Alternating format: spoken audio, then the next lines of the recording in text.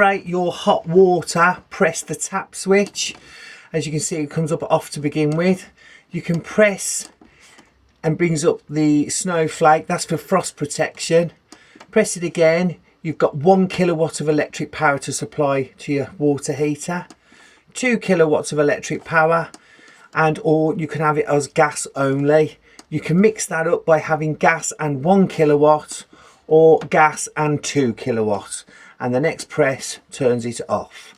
To heat the vehicle, again, by pressing the button shaped in a motorhome, you've got 3 kilowatts of power coming through to heat the vehicle, or you can run it off your gas supply.